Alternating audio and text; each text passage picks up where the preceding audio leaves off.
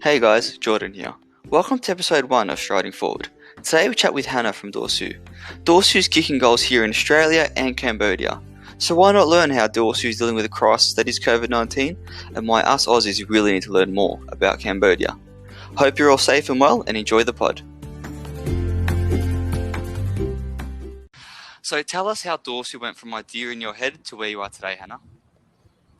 We were motivated by old dysfunctional community development models, essentially. So we started quite a long time ago, and Cambodia has had a lot of influx of aid over the past few decades. And when I first was looking at what we were doing and working with the people that I am here, there was a very heavy charity sort of approach, and we initially started as a business with the intent of creating a more localized, more controlled, like locally controlled version of community development through the model of business. We took quite a significant leap forward about 4 years ago, three and a half, 4 years ago, and that was in response to we'd been sort of bustling along as a small business and wanted to grow, and felt that we're at a turning point or a defining point, or however you want to describe it, as a moment where we had to reframe what we wanted to do to grow. And that was when we looked at taking our idea of using a business as a model for community change, but really honed in on the fact that the predominant industry within the community that we were working in and also within Cambodia is garment, the more mass manufacturing garment industry. And we sort of paired together our idea of a business that could model change with also understanding that some of the really predominant concepts underpinning development is security of a wage, and our belief that people with the security of employment could go on to create their own community change. So we've always had a motivation to use business as a forum to do the sort of social and environmental work that we're interested in, but modelling on transparency of how fashion is made and connecting people into the story behind their clothes was as a result of a natural progression and a more defined choice sort of 3 or 4 years ago. And so that's what when you engage with Dorsu, that's what you see now, a result of that kind of, I wouldn't say pivot, but just moment to think about what we want to do and sort of leap off into a new chapter. Oh, that's awesome, Hannah. It's great to hear how multifaceted it is, not just a sort of a simple concept. You've branched out into many different aspects of it, and it's really lovely to hear that. Now, just moving forward, a lot of Australians probably aren't as aware about Cambodian history and their current workplace laws as maybe they should be. Can you shed some light on how Dorsu is committed to ethical production in a nation where such practices aren't as widespread as they should be? Sure. Australians perhaps should be. That's right. Like a lot of international engagement occurs between Australia and Cambodia, and Cambodia is a country that very large Australian companies are involved with through the production of garments, frankly, at a very, very large scale and in what we know as the fast fashion industry. So Australians could certainly find some through an Oxfam report that was put out early last year in 2019 that details the Australian companies that are producing here and importing into Australia and what brands they own. Cambodia, historically, I think a lot of people would know about the genocide that occurred here. I don't think it gets as much attention and awareness and perhaps education through our schools as what neighbouring Vietnam and the war in Vietnam did. But around the same era, Cambodia went through a horrific genocide. And coming out of that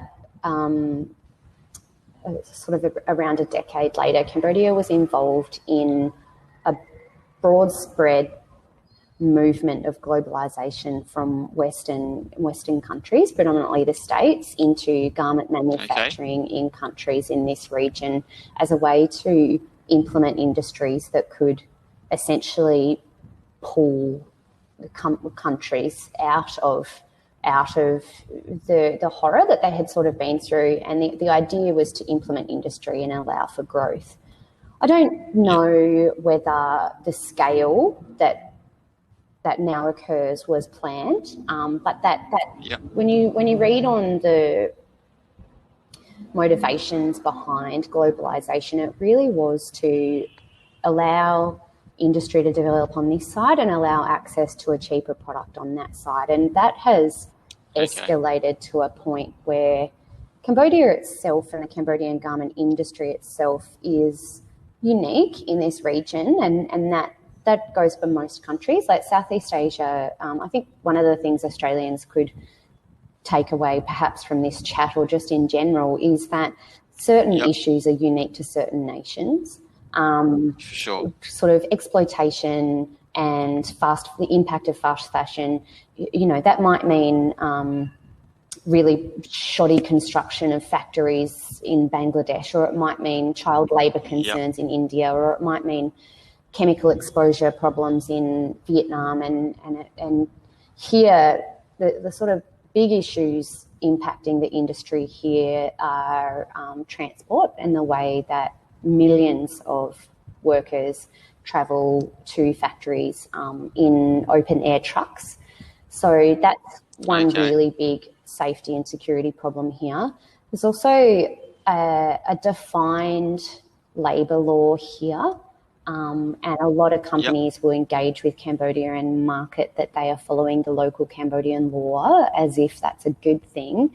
However, that law doesn't meet what would be considered a standard floor living wage here, or it's termed a lot of different things. But essentially, Cambodian garment workers in the context of Cambodia cannot develop and prosper as individuals. A living wage has certain factors around the ability to secure housing, safety of education for children, afford food, and the salaries here in this context don't allow that to happen. So I think what Australians... So sorry to interrupt you, Hannah. No. Sorry, so you're saying that a minimum wage in Cambodia is below that of a living wage? It is, yeah. And so Australians, I think the probably two primary points that Australians should take away from any piece of clothing is remembering that a human made it somewhere, and when you're looking at the pricing of clothing, it doesn't take a genius to consider that fabric plus labour plus transport can't, in so many cases, equal the price that we quickly grab a T-shirt off the rack for when we're shopping in, a standard shopping centre. But I think the second piece isn't as simple, and that's that these industries are complex and the issues are unique to each nation, and some across the board are similar. And the best thing we can do is seek information and request/demand transparency out of the companies that we choose to buy our clothes from. Yeah, no, that's really humbling to hear, Hannah. And if you don't mind me just going back to you talking about that sort of open air truck transport, obviously that's probably something that a lot of Australians may not have ever seen. Can you sort of paint a picture of what that entails? Is it groups of 10, 15, 20 people in a truck, or exactly how does that work? With full respect to Cambodians as humans, we recognise those trucks in farming and agriculture, frankly. They are the standard truck that we would see carrying animals. So that reference could come across as very rude. But what I'm saying is, when you've taken that drive through the Australian countryside and seen anything packed into an open air truck, this is what you would see here. And we're not talking 10 or 20 people. We're actually talking So to sort of paint a visual picture, if you come up onto a factory at knockoff time, you will, perhaps for the kilometre up until you get to the factory site, you will see all of these trucks parked bumper to bumper to bumper along the road with a certain number. That number is based on a town and then perhaps a village within that area. And you'll see people streaming out of factories. Some factories have 800 people in them, some factories have 1,200 people in them, some complexes will have 5 or 6 factories with, say, 1,500 people in each. And so people will pack body to body. There might be 60 or 70 in a smaller truck, and the larger trucks are carrying more than 100 people. So pressed up against one another, arms sort of hanging out of the sides. It's dusty. Remember, we're in Asia, so we've got almost half of the year that's full on wet season, and the roads are unsafe, and in the worst case, the rate of accidents and fatalities is really horrific. But in the sort of, perhaps not as visually confronting, but once you allow the concept to sit with you for a moment, like, we sort of complain. I know I used to complain about catching the train into work and being pushed up against someone in a train, and it's like, well, it's not dusty or wet, or you're not at the risk of things flying up off the road and hitting you in the face, and you think about long-term lung issues and just the list goes on. So it frustrates me actually that the transport doesn't get more attention, because I think even with the very inspiring global sort of movements to improve the garment industry, they're very limited to conditions within the factory, forgetting that people are exposed to very exploitative conditions outside of factories as well, whether that be on the journey home, or whether that be,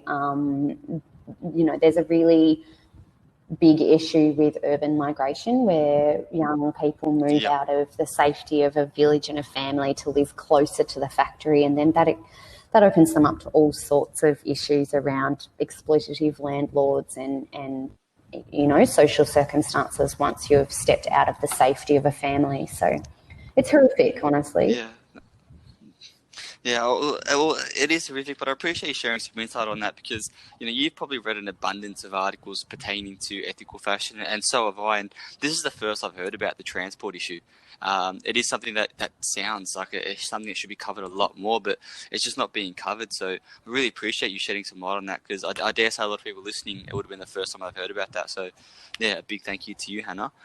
Just moving on now, what's one thing that you wish people knew about your business, or businesses in general, with their struggles with COVID-19, and what are those things that people just don't understand? And to put into context for everybody, date of recording is the 16th of April, so things may change in the future. But at this stage, what are just some things you'd love for consumers to know about your business or business in general? I think on a personal level, we all know that the news is confronting, and we're all worried about different things. And but I think for someone who is trying to keep something running to pay other people their salaries, the toxic level of the media is really, really, it's really hard to deal with. And then you sort of feel guilty and overwhelmed for turning it off and trying to focus on what you're doing. But I think the added of responsibility that you have when you know that so many people are already terrified and they're watching the news as well, and one of the first considerations they're thinking is, do I have a job or not? That kind of pressure is very, very unique in this situation. I think as far as business goes, it is, I think we needed a minute, and I'm not by any means saying that I'm grateful for this situation to occur, but I know one way I've chosen to look at it is that we needed a minute to plan anyway, and I would like everyday people to understand that smaller scale companies, and I don't necessarily mean like really local like us. We're sort of a duo ownership with a hand, like we've got sort of close to 30 staff, but even smaller scale companies. The thing that we struggle with prior to COVID-19 is corporations taking up the space. And so access to marketing and access to people's attention and capacity to build real relationships with customers is already hard enough when you don't have the capacity to financially compete with people taking up their attention. And so I think I'd really like people to know that a lot of businesses have folded for sure, but a lot of people are managing to stay through, and that's through a deep commitment both to their staff but also to their customers to provide something that is an alternative to that. And I'd love to see people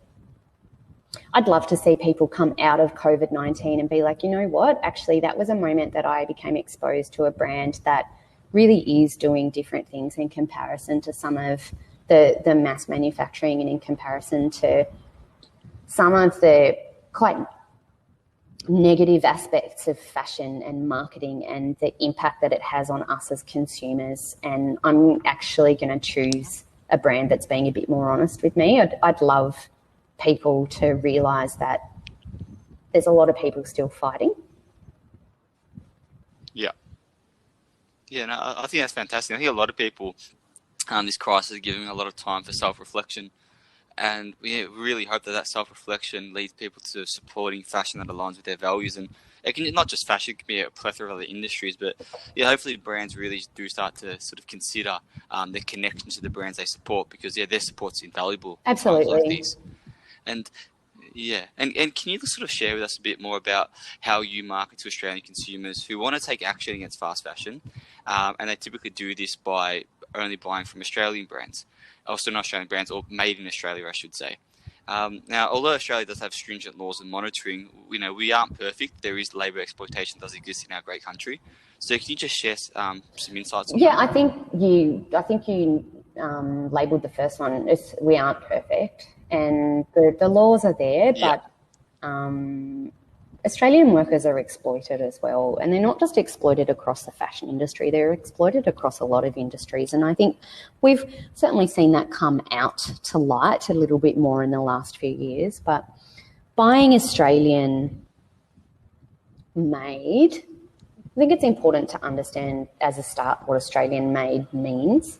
So it's a delicate balance that I don't think there's any single tick box solution for, because as we were referencing before, the globalisation and the move offshore, that decimated a lot of Australian industries. And so as Australians, we should passionately want to ensure that those industries don't die. And I think the first consumer mindset that needs to be considered is affordability, because a lot of people won't buy something that is made locally due to the expense of having things made locally.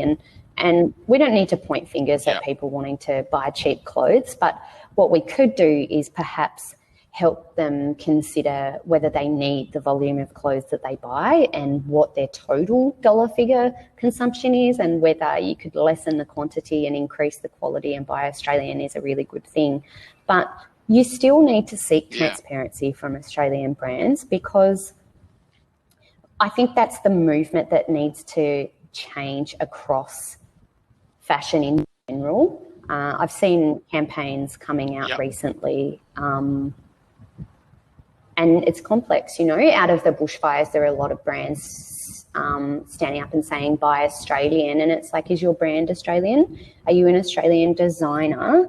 Are you an Australian designer producing overseas that isn't putting policies in place to ensure that the people making your clothes are under conditions that you would be okay to be under yourself if you were making them? So I think savvy Yeah. consumption is the trick here, and asking brands and balance. I know that we have been fortunate enough to be in a position where we can provide our team with conditions well above and beyond what would normally be available, but still market a product at an affordable price for an Australian consumer. But that's not to say we don't believe that people should buy Australian as well. And I think that beauty of opening your wardrobe and, as you said before, seeing a selection of clothes that reflect your values, that doesn't necessarily mean that you buy solely Australian. I think you need to seek the exact amount of transparency from things that are labelled as Australian made as you would from any other country. Yeah, no, I think that's perfect. And I think you said the key word I was going to mention just at the end there, transparency. Although it can be sort of a tough thing to find, especially in the fashion industry, the more transparency you have, the more information you have as consumers, the more empowered we'll be to shop the fashion that we believe in. So I couldn't agree with you more there. You briefly touched on my next question in one of your other answers, and the question is, has there been any silver linings from this crisis? You mentioned before about how it's given you time just to maybe pause, do some planning, think a bit more strategically. But has this change of operations allowed you to work on any other parts of the business that maybe otherwise you wouldn't have time to? Yes, I think